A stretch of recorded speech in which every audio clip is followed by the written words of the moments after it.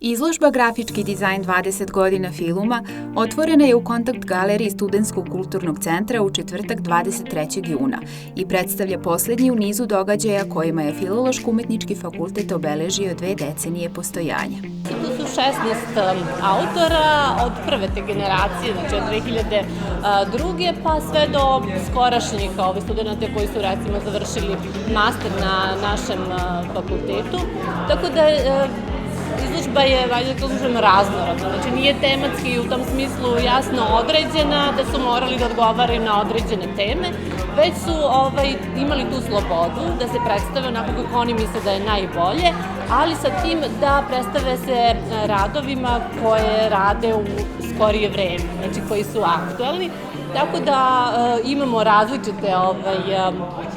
različita dela, od nekih dela koji se bave grafičkim dizajnom u užem smislu, kao što je dizajn pakovanja ili vizualnim identitetima, do dela koje su bukvalno umetnički izraz tog autora.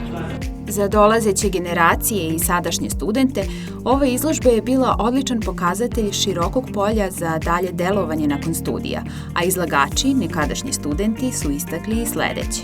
Pre svega privilegija da su se ljudi od, tolikog broja sjajnih nekih studenta, dizajnera, crtača i tako dalje setili da u neku užu ekipu uvrste mene i stvarno je čast u tom smislu biti deo ove ekipe i drago mi je prosto. Super je osjećaj da se skupimo mi bivši studenti i da zajedno izložimo, da vidimo ko je negde u koju stranu dizajna ili umetnosti otplovio.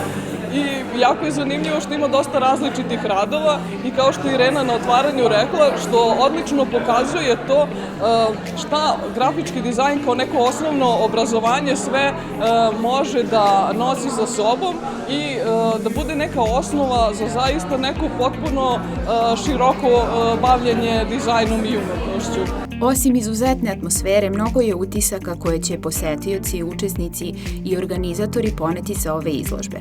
A šta je najdragocenije u dosadašnjem delovanju studijskog programa Grafički dizajn? Najdragoceniji su svakako ljudi, umetnici, mladi grafički dizajneri koji stasavaju na našem fakultetu, koji što nauče od svojih profesora, ali takođe profesori što nauče od njih i to je uvek jedna lepa razmena energije. Tako da smo stvarno, ovako neke izložbe su pokazatelj da opet profesori rade dobar posao, da se stvaraju mladi ljudi koji umeju da se snađu, koji su fleksibilni nakon završetka fakulteta i mogu da iskoriste određene šanse, tako da su baš ovom izložbom pokazali te neke različite puteve kojima su oni krenuli nakon završetka fakulteta.